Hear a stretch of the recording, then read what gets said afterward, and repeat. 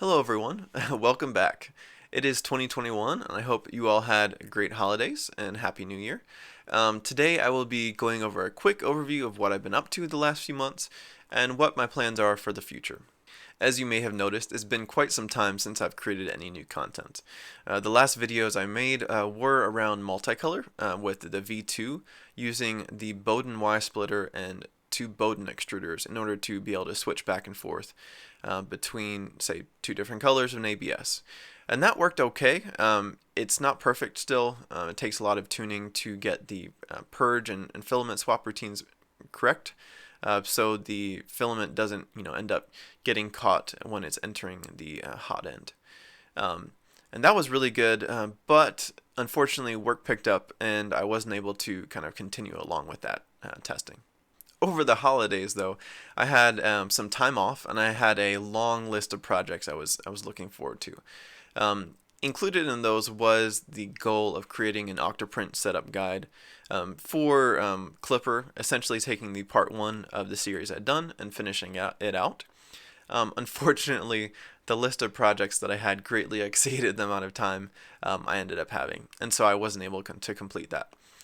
What I did complete though was, if you remember a few months back, I had been creating some live streams on upgrading a V2.2 to V2.4 for a local gentleman who had needed some help with that transition. He was very patient, and that project took a lot longer than I expected, but I finally was able to get that to him on Christmas Eve. And my personal deadline was to get it done by Christmas Day, so I didn't really have any extra time to take a break there and do some videos. However, over the holidays, I did get some other kind of design work done on some other printers. I kind of like the holidays because it's kind of an uninterrupted period of time where I can really focus and deep dive into a project without kind of having to split up, with a few hours here or a few, an hour here, hour there. So I did make some progress on those. I don't have any updates for that today, but maybe in the future I'll get to share some more about what I've been working on. However, despite all that, I do have some plans here for the future on some videos I want to make to help explain some things I've been getting questions on. The first one is related to Klipper and a change that Kevin has made to transfer a step distance parameter to rotation distance. This is a really cool change I'm really excited about. It's already been implemented, but both the previous parameter step distance and rotation distance, the new parameter, are both active at this time. In about 6 months, it's probably about 5 months from now, you will have to switch over to the new parameter. But I'll have a video kind of explaining the change and why the change was made, and give you some steps so you can update your existing configuration. As well, I don't want to completely drop the Octoprint setup guide for Klipper. I created the part one and I had promised a part two over the holidays that I wasn't able to get to. And I still want to do that. However, I think I will do a quick setup guide using Mainsail instead of Octoprint because it's a lot more user intuitive. You don't have to get into the terminal and SSH into the Pi nearly as much. There's a lot less things to go wrong.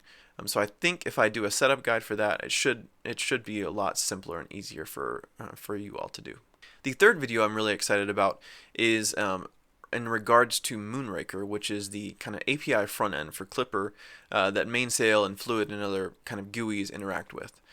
The exciting part about it is a functionality called the Power plugin, which essentially lets you not only control your printer's power on and off, but also it reads Klipper's status, and if Klipper has any faults or errors or things like that, it can actually turn off a GPIO pin on the relay that on a Raspberry Pi that would say turn off a relay, or even control some smart plugs to cut off power to the printer.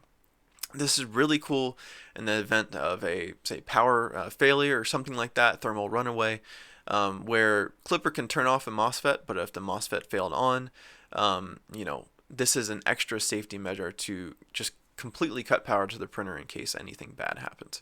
Really excited about that. It's just an extra layer of safety on our printers, and so I have that implemented on one of my printers, and I'll show the general configuration for it. It's really simple and easy to set up. So And with that, that's about it for today. I just wanted to give a quick overview. Look forward to that rotation distance video here shortly. I kind of have it laid out, so I just need to record it here. So hope you all are having a great year again, and we'll talk to you soon. Bye.